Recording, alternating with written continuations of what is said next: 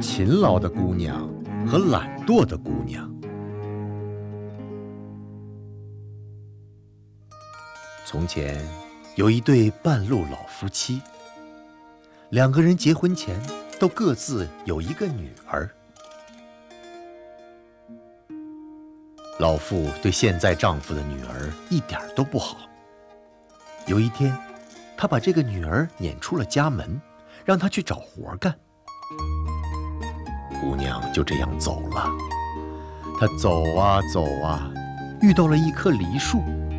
梨树问她说：“姑娘，你去哪儿啊？”“我去找活干。”“姑娘，你过来，帮我把这些枯枝清理干净，让我清爽了。你将会因为这份好心得到报偿的。”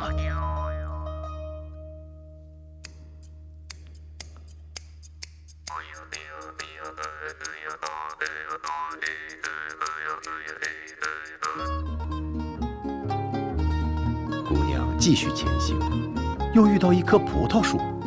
葡萄树对她说：“请你过来，帮我剪剪枝，松松土，你将会因为这份好心得到报偿的。”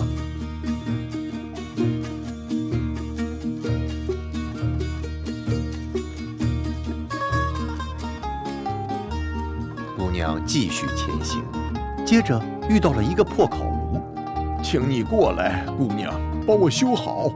你回来的时候会因为这份好心得到报偿的。”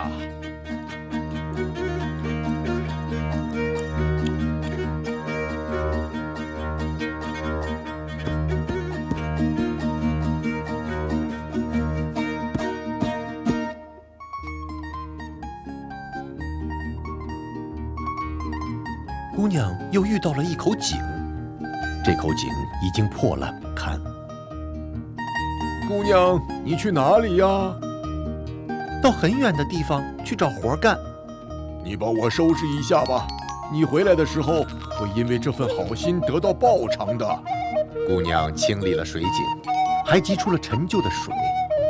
做完这些活，她继续往前走。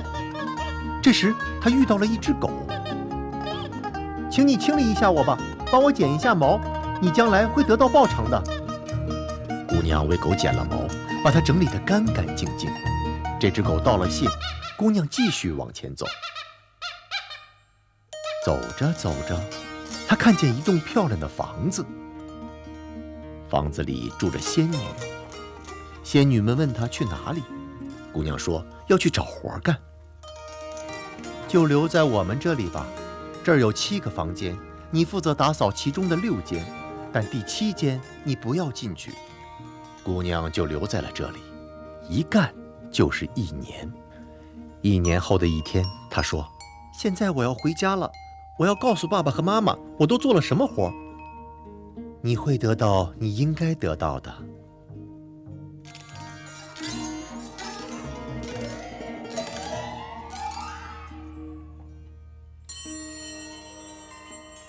你在这些银币上滚一滚，粘在你身上的都是你的。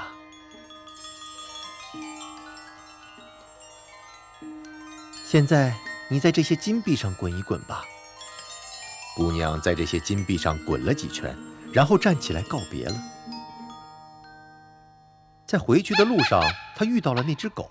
狗对她说：“来，姑娘，把我身上的这些东西拿走，你会喜欢的。”狗身上挂满了珍珠，姑娘取下了足够多的珍珠，把她自己打扮了起来，然后继续赶路。当走到水井边的时候，那里摆放着很多能舀水的碗和罐子。姑娘喝了舀起的水，然后继续赶路。当走到烤炉旁的时候，那里有烤好的点心和面包。“过来，好好吃一些吧，这就是给你的报偿。”姑娘吃了点心和面包，还带走了一些。之后，她又遇见了葡萄树，树上结满了漂亮的葡萄，树下还放着葡萄酒，她可以尽情地享用。这也正好配刚才的点心。她继续赶路。“姑娘，我已经等你好久了，梨子已经成熟了。”离家不远的时候，公鸡先看到了她。公鸡叫道：“哦，我的姐姐回来了，她满身是金子和银子的回来了，姑娘也回应了他，她的步伐加快了，她想让爸爸为她高兴。公鸡又叫了起来：“哦哦哦，我的姐姐回来了，她满身是金子和银子的回来了。”老妇叫嚷道：“住嘴，胡说！”哦哦哦，我的姐姐回来了，她满身是金子和银子的回来了。你得到的太多了，我让我的女儿也出去，她会比你带回来的更多。老妇的女儿也上路了，她先遇到了梨树。姑娘，你过来，帮我把这些枯枝清理好，你将来会因为这份好心得到报偿的。不管怎样，我不会让我娇滴滴的手和脚划破的。葡萄树也对她说：“请你帮着剪剪枝，将来你会因为这份好心得到报偿的。”这姑娘还是说：“不管怎样，我不会让我娇滴滴的手和脚划破的。”走到了烤炉那里，烤炉说：“请你过来，姑娘，把我修好。”可这姑娘却说：“不管怎样，我不会让我娇滴滴的手和脚踩到泥土里的。”到了水井那里，姑娘同样说：“不管怎样，我不会让我娇滴滴的手和脚弄脏的。”后来遇到了那只狗，狗对她说：“请你整理一下我吧，帮我剪一下毛。”不管怎样，我不会让我娇滴滴的手和脚弄脏的。